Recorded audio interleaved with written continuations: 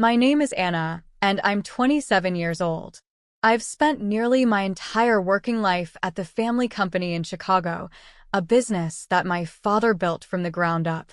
It's a company worth $200 million, a testament to his relentless work and vision. Growing up, I watched my father dedicate countless hours to the business, working late into the night and making sacrifices to ensure its success. He wasn't just a businessman.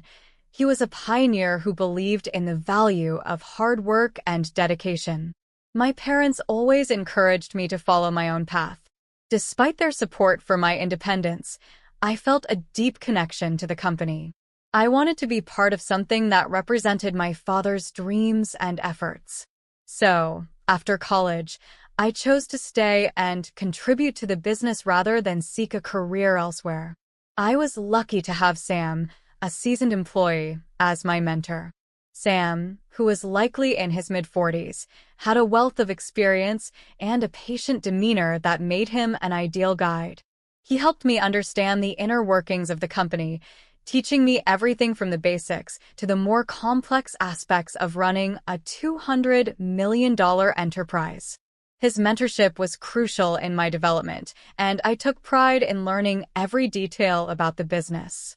My older brother Jake, 29, had a different vision. He pursued a college education in management and always saw himself as the future president of the company. Jake's approach was less about dedication and more about entitlement. He viewed the company as his ticket to a life of luxury. His lifestyle reflected this attitude, expensive tastes, and a love for the high life.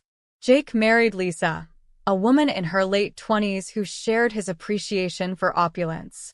Their home was a showcase of their wealth, and they were often seen at high-profile events, embodying the image of future success they aspired to. Our father's sudden passing was a shock to everyone. It was especially hard for me, as I had to cope with both the loss of my father and the responsibility of taking over the company. When the day of the will reading arrived, Jake and Lisa were away on vacation, enjoying their luxurious lifestyle while we dealt with the aftermath of our father's death. They returned just in time for the reading of the will. The atmosphere in the room was thick with anticipation. We gathered in the conference room, and Mr. Stevens, the family lawyer, prepared to read the will. Jake and Lisa arrived with an air of casual superiority, seemingly expecting the will to confirm Jake's ascension as the new president.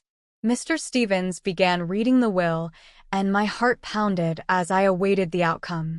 As per the wishes of John Thompson, Mr. Stevens announced, the company, including all its assets, valued at $200 million, will be inherited by Anna Thompson. The room fell silent. Jake's face went pale, and Lisa's eyes widened in disbelief. The reality of the situation hit hard, and the room seemed to hold its breath as Jake and Lisa absorbed the news. "This can't be right," Jake finally said, his voice shaky. "I'm supposed to be the president. I've been preparing for this my entire life." Mr. Stevens remained calm. "The will is legally binding, Mr. Thompson. Your father's wishes were clear." Jake's disbelief turned into anger. My father must have been mistaken. How could he leave everything to Anna? She's never been involved in the high-level decisions. Lisa, standing by Jake's side, added angrily, "Anna? She's just a low-level employee compared to Jake. This isn't fair." The employees, including Sam, who had been quietly observing, exchanged knowing glances. They had seen my dedication and hard work over the years. Sam stepped forward to support me. "Anna has been here every day, learning and working alongside us. She's shown genuine commitment to the company.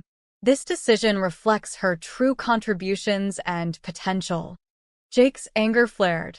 "This is ridiculous. I should be the one leading this company. It's my birthright."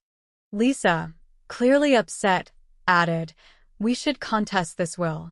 This isn't right, and we won't accept it." Despite their protests, the will was clear.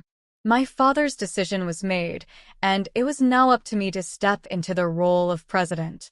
The weight of this responsibility was heavy, but I was determined to honor my father's legacy and prove myself worthy of the trust he had placed in me. In the days that followed, I prepared to take on my new role while grappling with the emotional impact of losing my father. I had no idea that this was only the beginning of a challenging journey. The events that were about to unfold would reveal the true nature of those around me and test my resolve in ways I had never imagined. The days following the reading of the will were a whirlwind. Jake and Lisa's protests did little to change the situation. Despite their anger and disbelief, the will was legally binding, and I was officially named the president of the company. Jake, now ousted from his position, had to come to terms with the new reality.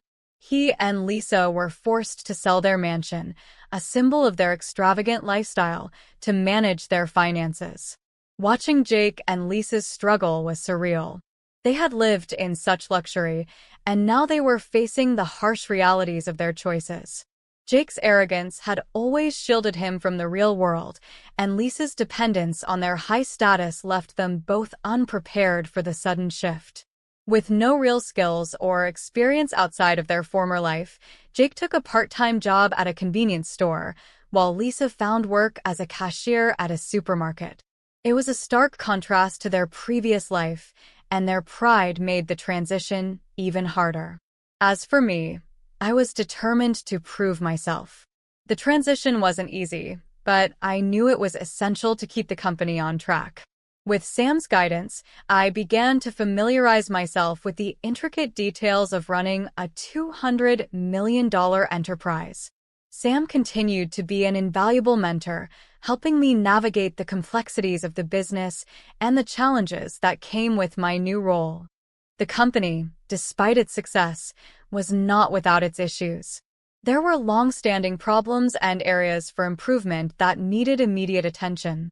I spent countless hours reviewing financial reports, meeting with department heads, and making decisions that would impact the future of the business. The weight of responsibility was heavy, but I was committed to honoring my father's legacy. One of the first things I did was address the concerns of the employees. They had been with the company through thick and thin, and their support was crucial. I called a meeting to reassure them of my commitment to the company and to listen to their feedback. "Thank you all for coming," I began, trying to keep my voice steady. "I know the past few weeks have been difficult, and I want you to know that I'm here to support the company and all of you. My father's vision was for this company to thrive, and I intend to see that vision fulfilled." The employees seemed receptive, and Sam gave me a reassuring nod.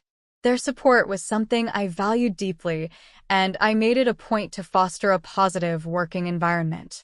I wanted to create a culture where hard work and dedication were recognized and rewarded. Despite my efforts, Jake and Lisa's presence lingered in my mind. Their situation was a stark reminder of the consequences of entitlement and arrogance. I had always believed in earning one's place through hard work and respect for others, and the contrast between my approach and Jake's became even more apparent. Jake had always felt that the company was his by right, while I had worked tirelessly to understand and contribute to its success. One day, as I was going through some old documents, I found a letter from my father. It was a note of encouragement and advice, written shortly before his passing. In it, he spoke about the values he hoped I would carry forward: integrity, dedication, and respect. Reading his words gave me strength and reminded me of the responsibility I had inherited. The letter ended with a simple message: "Anna, remember that true leadership comes from within. It's not about what you're given, but what you choose to do with it. Lead with your heart and honor the legacy we've built together." I kept the letter in a frame on my desk as a daily reminder of my father's words. Each decision I made, each challenge I faced, was guided by his advice. I wanted to lead in a way that would make him proud and uphold the values he had instilled in me. As time went on, the company began to show signs of recovery and growth. The efforts I had put in started to pay off, and the unity among the employees strengthened. The transition was far from easy, but with perseverance and a focus on genuine effort, I was beginning to see the fruits of my labor. However, the shadow of Jake and Lisa's downfall remained. I knew that their story was a cautionary tale of what happens when entitlement outweighs hard work. It was a stark reminder of the importance of humility and respect, values that I had embraced wholeheartedly. The journey had just begun, and there were many challenges ahead. I was determined to face them head-on, guided by my father's legacy and the support of those who truly believed in the company's future. Little did I know, the path ahead would test me in ways I couldn't yet imagine, revealing the true character of everyone involved and shaping the future of the company in ways I could only hope for. Months passed, and life at the company began to settle into a new rhythm.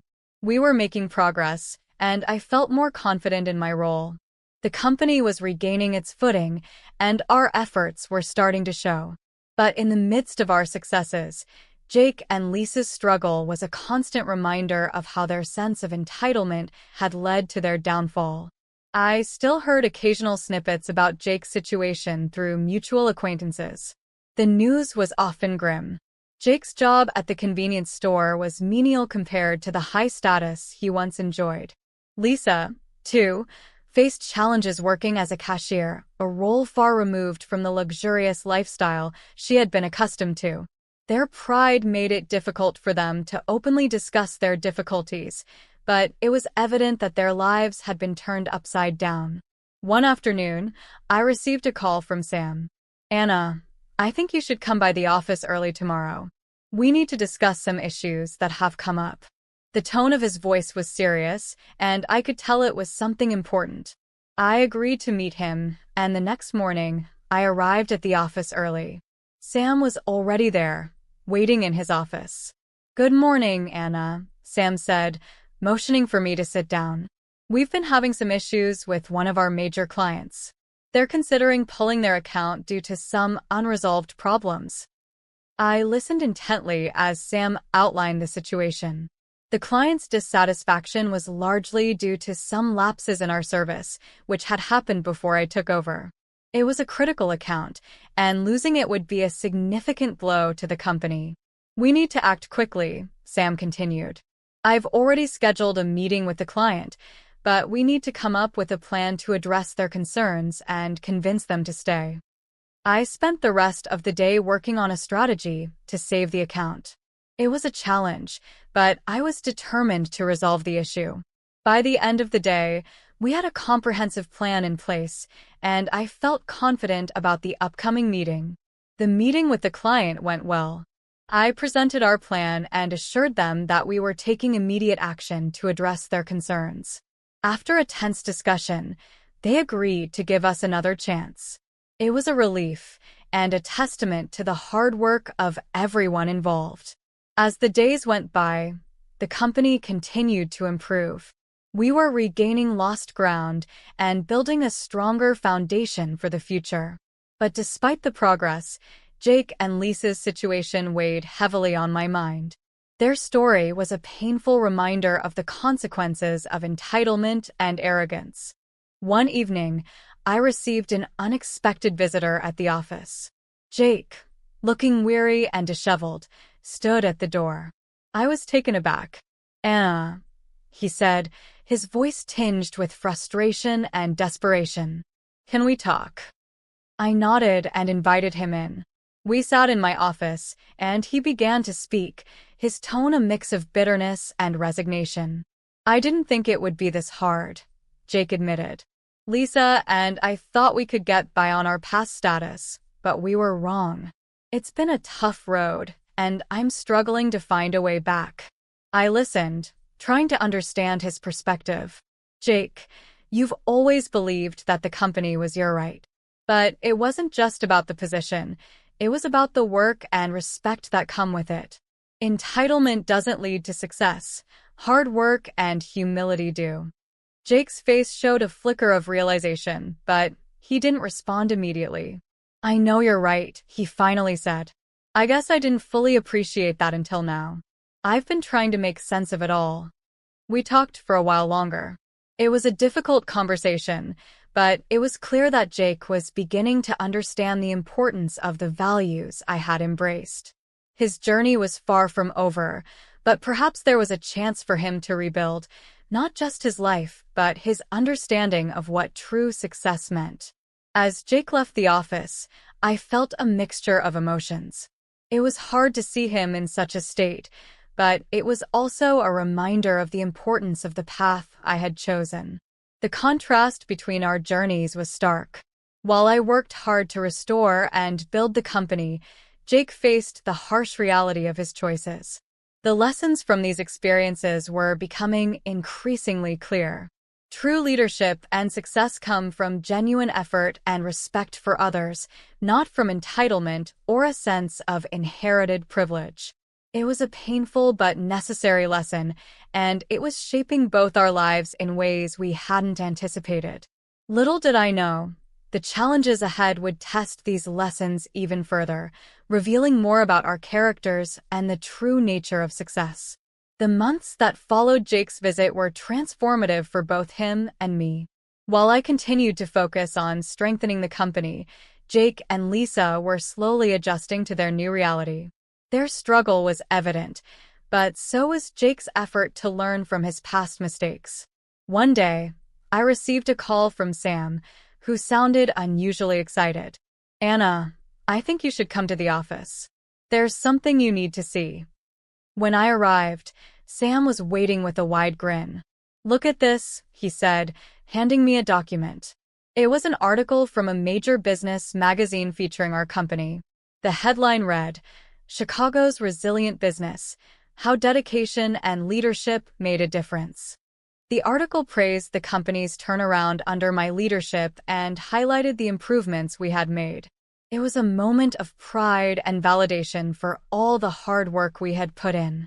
As I read the article, I couldn't help but reflect on how far we had come. The company, now valued at $200 million, was thriving and gaining recognition. The sense of accomplishment was immense, but it was also a reminder of the values that had guided us through tough times: humility, hard work, and respect. A few days later, I received a letter from Jake. In it, he expressed his regret for his past behavior and acknowledged the lessons he had learned. He wrote about his ongoing efforts to rebuild his life and find a new sense of purpose. I've come to understand that success isn't just about a title or wealth, he wrote. It's about the work you put in and the respect you earn along the way. I'm learning that now, and I wanted to thank you for showing me that.